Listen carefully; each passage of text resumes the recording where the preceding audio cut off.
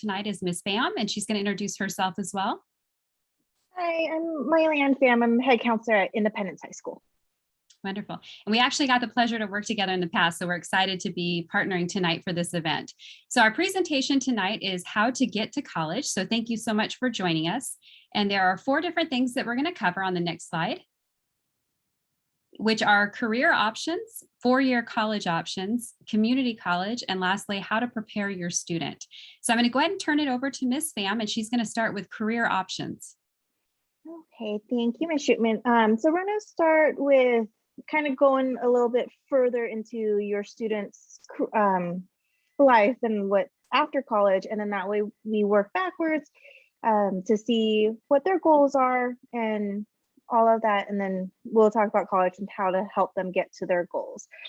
And so when we're talking about why go to college or a career school, what it really boils down to is what do they want to do for their career for the majority of their lives.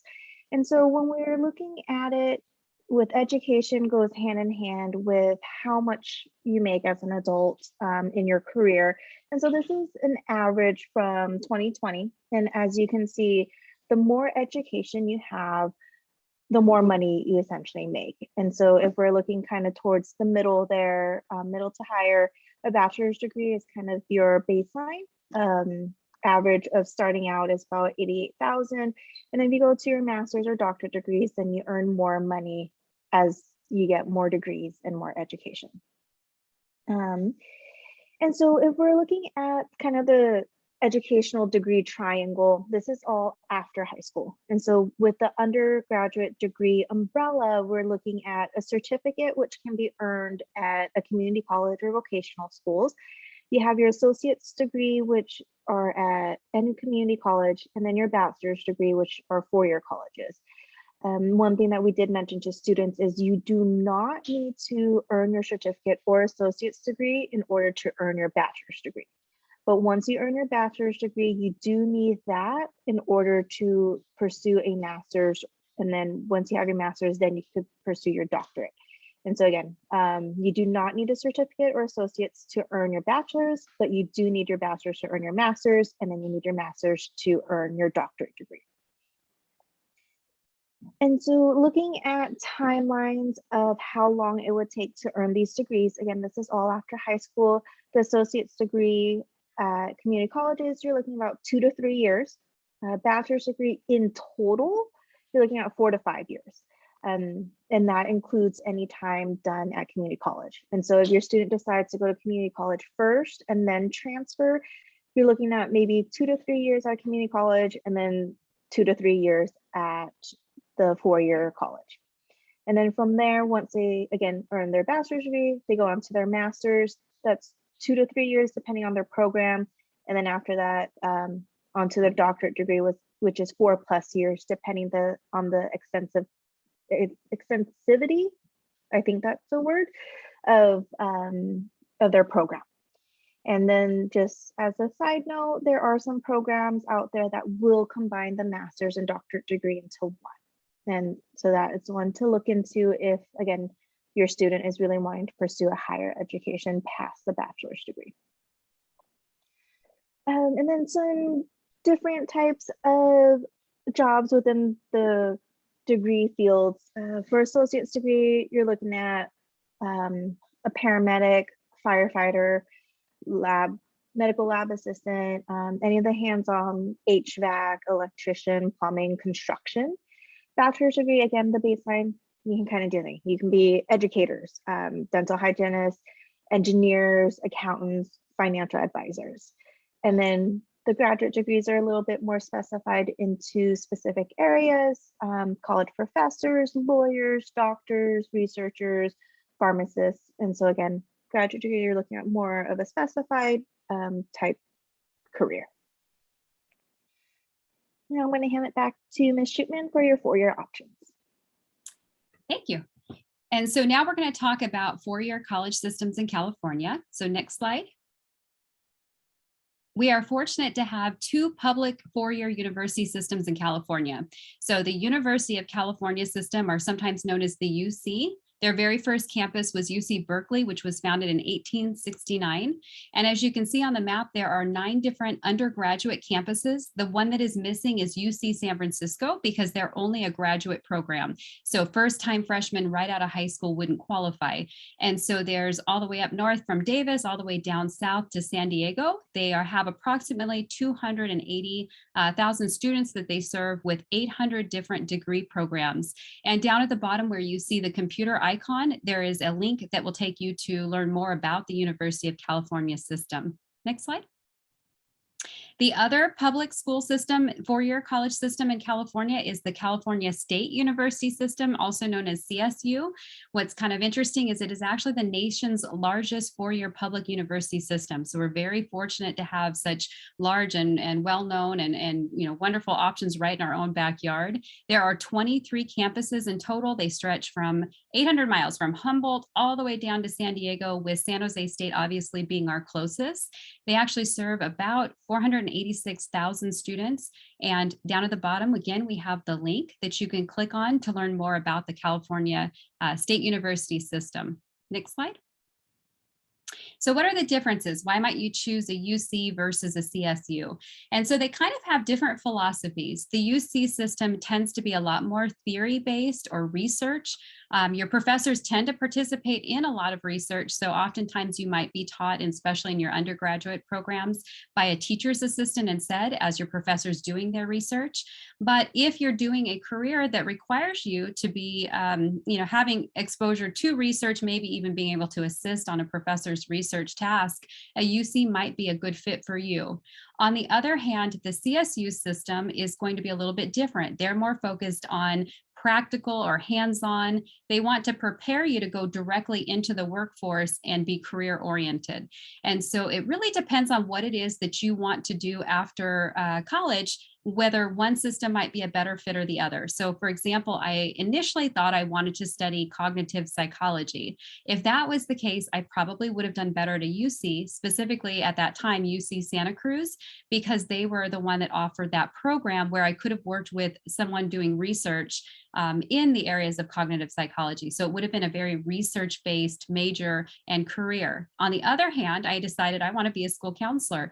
And so for me, a CSU was actually a better fit. And so I actually was in a room doing counseling sessions with my professor watching me behind it was like the double-sided mirror and giving me immediate feedback on my counseling skills. And so for me, the CSU, having that practical hands-on, just preparing me directly for the workforce, was a better experience for what I chose, which was school counseling. And so sometimes my students get confused and they think UC must be better because for the most part, it's harder to get into, which doesn't necessarily mean better. Which philosophy is going to be better based on the career you're choosing? And then also think about what program or what specialty that program offers. So for example, most colleges, UCs and CSUs, are going to have business, but they might have a certain specialty in business. And so is it international business that's their specialty? Are they known for agricultural business? And so not only think about, is the UC's philosophy of research better, or is the CSU's practical hands-on better for what I'm wanting to do, but also what CSU and UC, what specialty do each of their majors have, because I may be more interested in one versus another. Next slide. So in order to qualify for these four-year college public school systems, you have to meet certain requirements.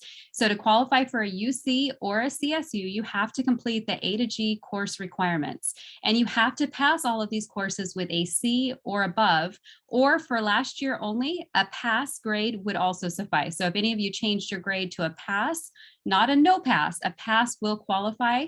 Otherwise, the letter grade would have to be C or above in these classes.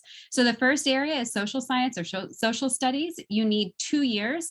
Well, lucky for you, Eastside, to graduate, you need 3. So automatically, just by meeting our graduation requirement, you meet their social science requirement.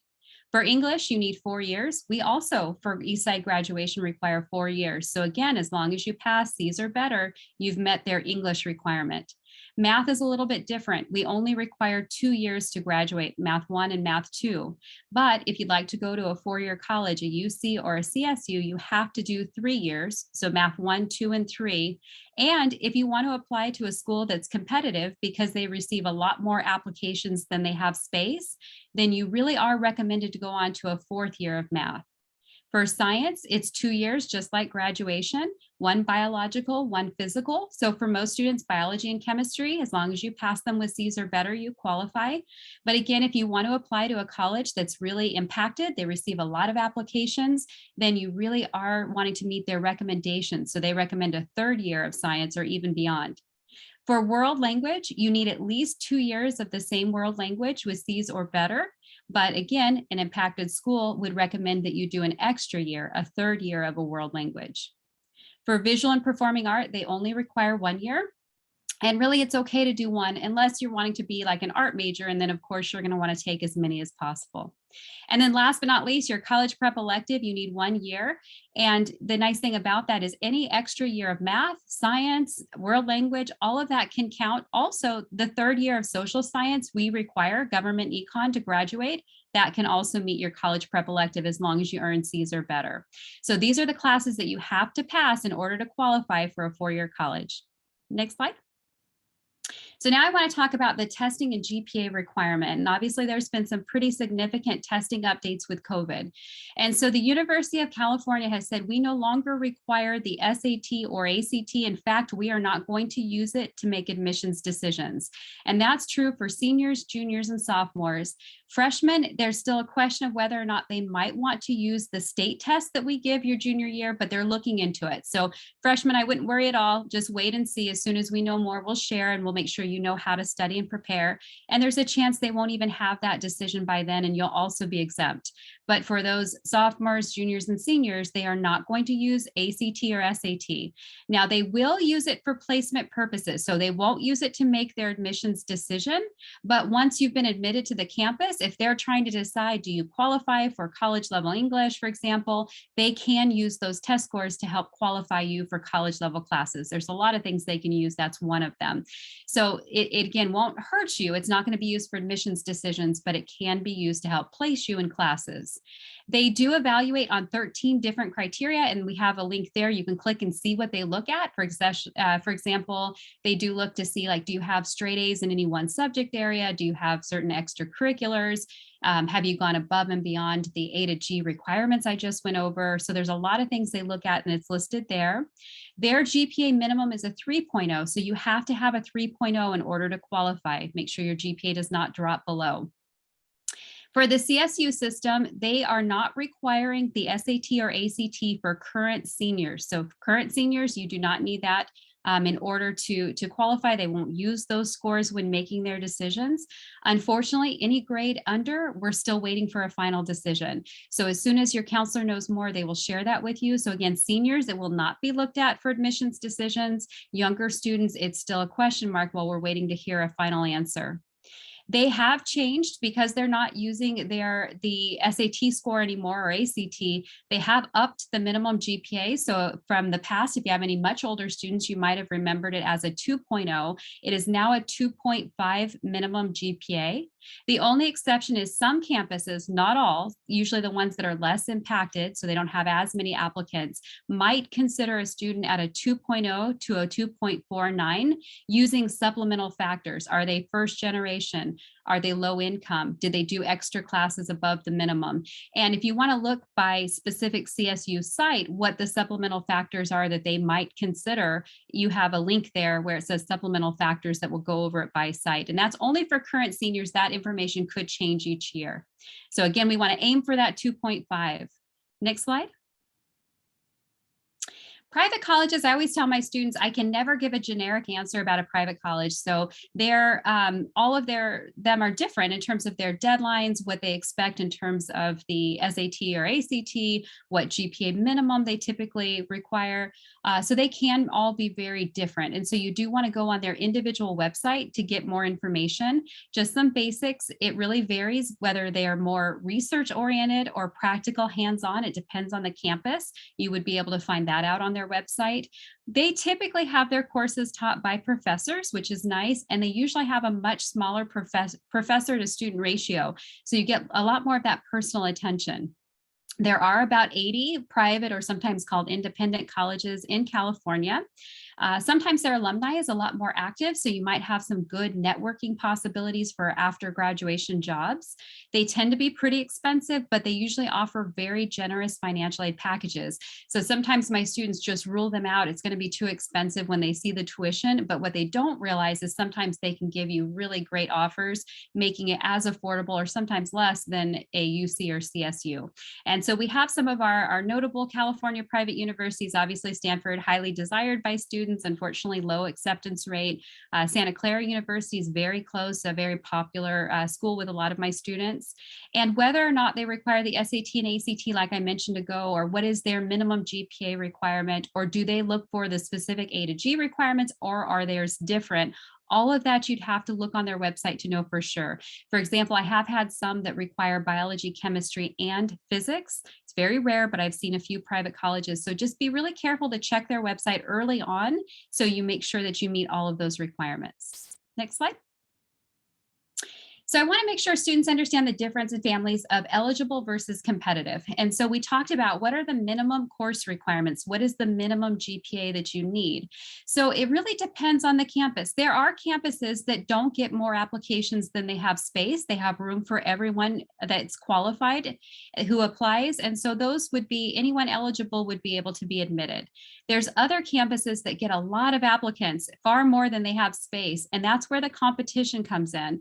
And so we want to make sure that even though we mentioned the minimums earlier, that you understand that there might be a need to go beyond, especially if you're considering those colleges that have a lot more applications than they have space. So I have kind of two different side-by-side comparisons here. A student who is just eligible is somebody who's just done the minimum A to G classes we talked about, maybe not doing those recommended extra years.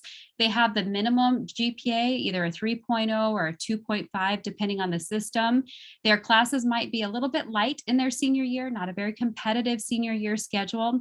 They may not be involved in extracurricular, or they may have few extracurricular activities. And so they are eligible to apply to all UCs and CSUs, but they may not get into their first choice campus. And so there's not a guarantee of that. A student who is competitive is students who take those A to G courses beyond the minimum, the extra year of math and science and world language. Their GPA is significantly higher than the minimum expectation. Their senior year schedule is strong with some competitive courses, maybe even AP. They have several different extracurricular activities that they've kind of maintained their involvement over the 4 years. They're going to have a better chance at getting into those campuses that get a lot more applications than they have space. But I do want to say that there is a campus for everyone. And so there are students who meet the minimum requirements. There are campuses that are admitting students with the minimum, usually the CSU, that are admitting students with the minimum requirements to be eligible. But again, if your heart is set on a specific campus that gets a lot of applications, try for that competitive side. Next slide. We want to give you a timeline. So if you're a freshman right now, this is probably a little far in your future, but for our current seniors or even a junior who wants to take like an early peek at what the timeline is going to be like next year, the applications for four-year universities, they open sometimes earlier than October, but for sure all will be open by October. And so that's when you can start not only your four-year college applications, but also your financial aid applications, either the FAFSA or for students without a social security number, the California DREAM Act. On November 30th is when most CSUs and UCs have a deadline. So you'd have to finish your four-year college applications ideally by November 30th. January through March is when community college applications are open. So it's winter, spring when you're applying to community college. March 2nd is the application deadline for the FAFSA or the DREAM Act. So for the financial aid application, it is March 2nd. If you miss March 2nd, you can still qualify for financial aid, but not California aid. So you miss out on a big chunk of money.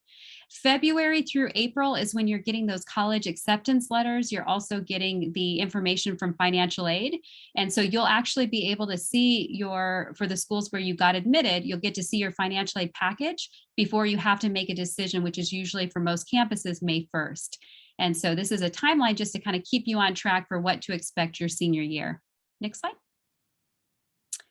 And now Ms. Pham's going to take it from here on community colleges.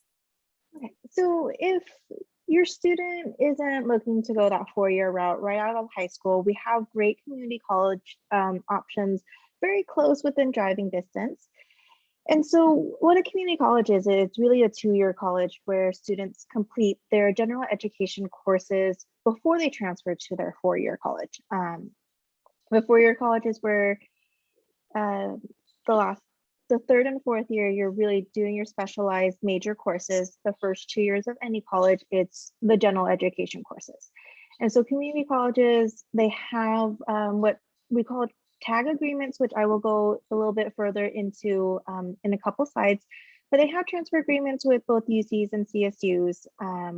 The only requirement to attend a community college is to complete high school. And so your student graduates high school, they can attend any community colleges.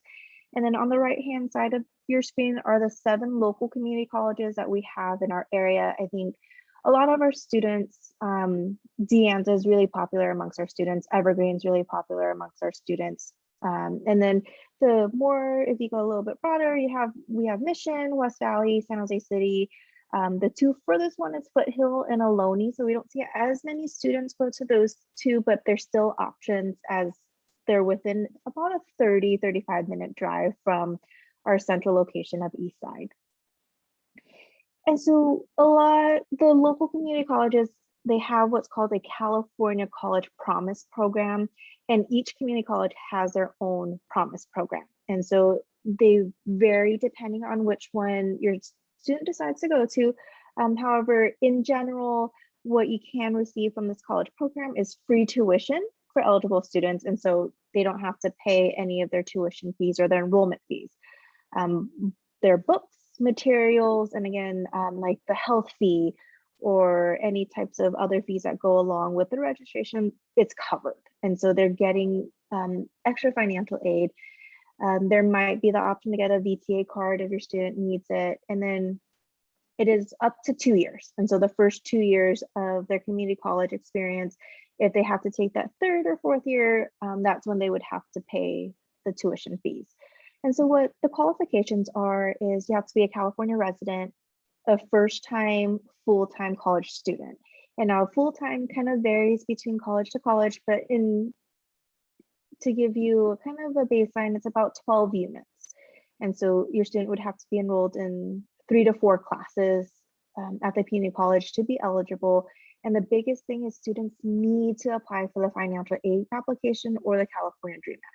They cannot qualify for the California Promise if they do not fill out the financial aid application. And then with part of this program is they do need to have maintain a certain GPA as well as course completion. And what that means is they would have to complete the classes that they signed up for. In college, sometimes life happens where they may have to drop a class or 2, but that is taken into consideration.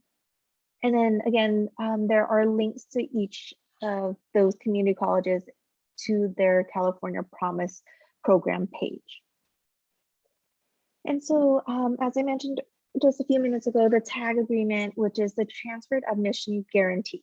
So this is an option for students to go to community college to where they can sign a TAG agreement, which basically says you as a student are agreeing between, let's say, De Anza and UC Irvine, that you will complete these requirements, you will maintain a certain GPA through, once you've complete all of that, you have this GPA, you're guaranteed a spot in the program at UC Irvine. And so this is kind of one of those where students then they don't have to worry about the stress of having to apply. They do have to apply again, but they don't have the stress of worrying if they're going to get in or not. And so again, community colleges have the transfer agreement where they can guarantee or save a spot at a participating 4-year university. Not all universities, not all 4 years in the state of California participate in the TAG program, but most of them do. And so again, they would have to complete the number required courses, certain GPAs, and there is also a certain timeline that they would have to complete this. And so it is really a contract in essence that says you complete your end of the deal, then you get admitted into the 4-year college, guaranteed. And so again, not all CSUs or UCs or majors have a guarantee. Some of them do, a lot of them do. And so we do have links on there if you guys would like to search for it a little bit more, to see which community colleges have which programs and which tag agreements with which UCs and CSUs.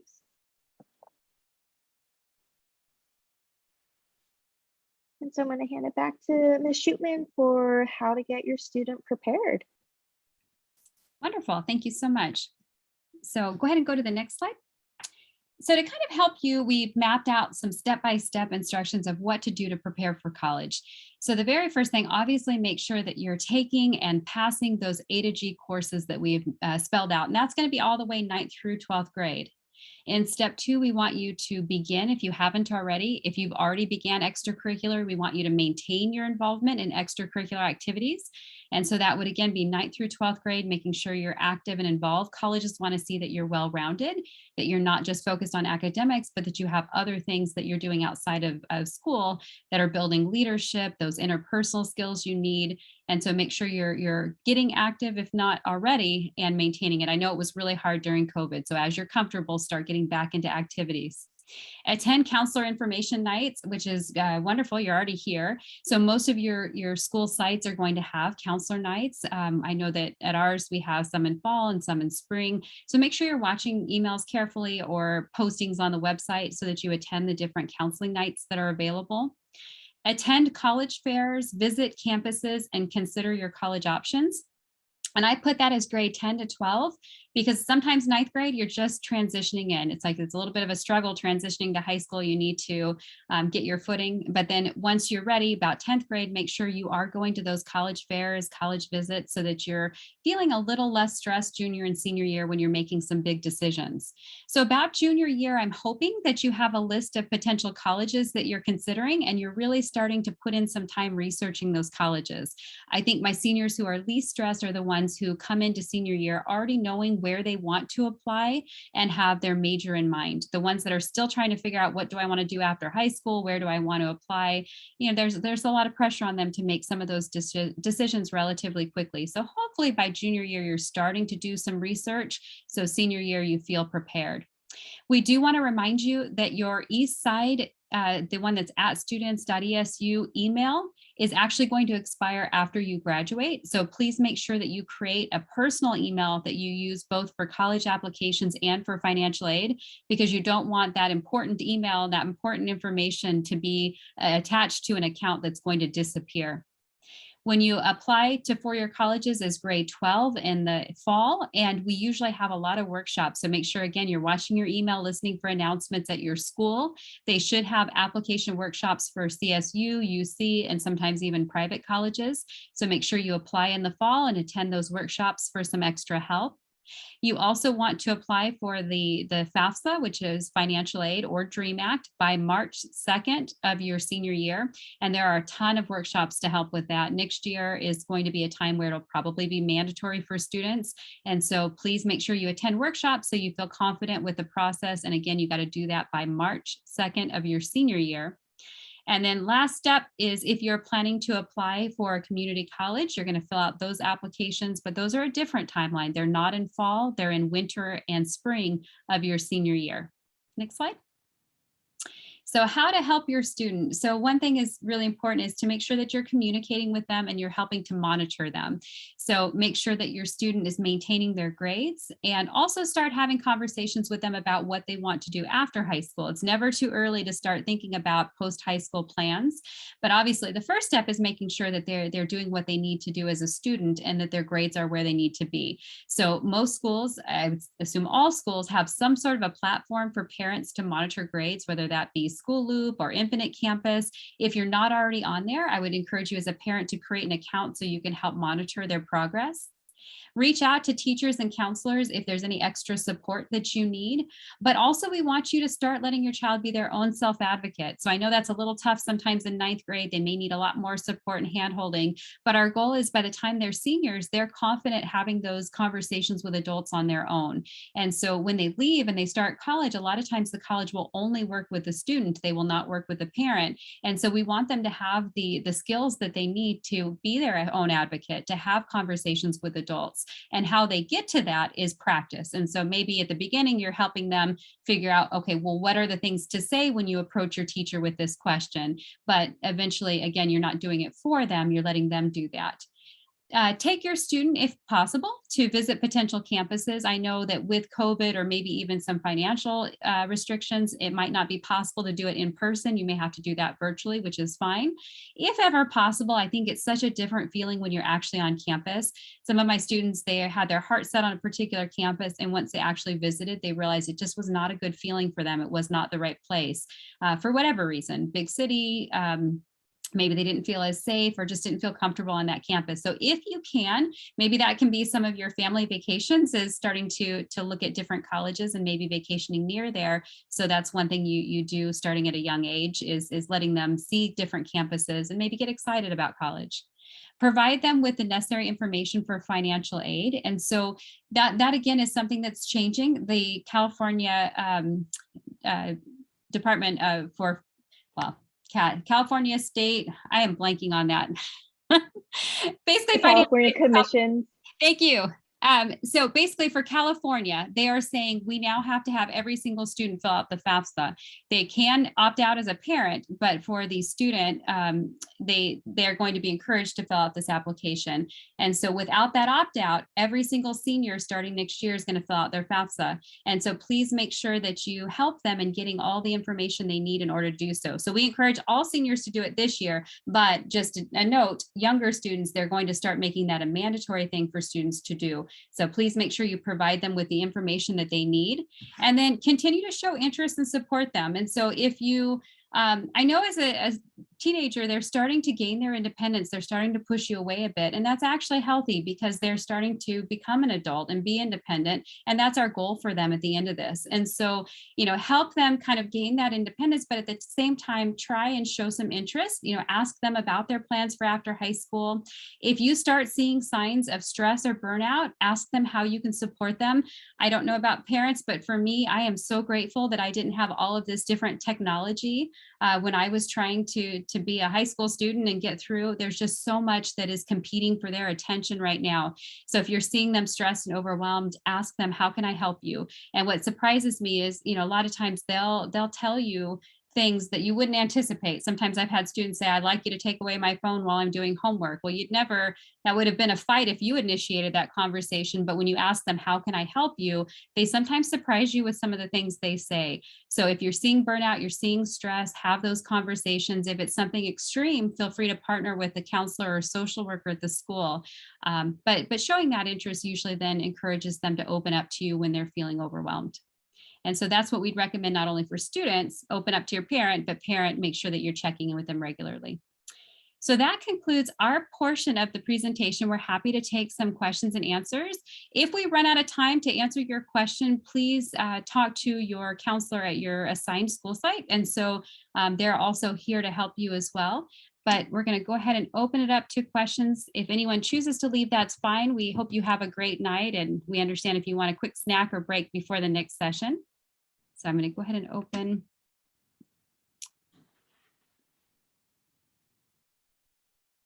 Some people were asking if this is being recorded. It is being recorded, and they will post. I think they're going to post it on the Visit Days website. Ms. Pham, do you know exactly where the video is going to be posted? I do not. Okay.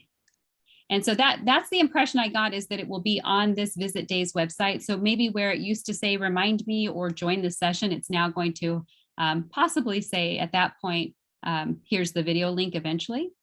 Are you, Ms. Pham, able to change the setting to the PowerPoint to anyone with the link can view, and then we can put it in the chat if anyone wants the PowerPoint itself? Yes, absolutely. And I'm going to go ahead and stop screen sharing so I can do that. Sure. Okay.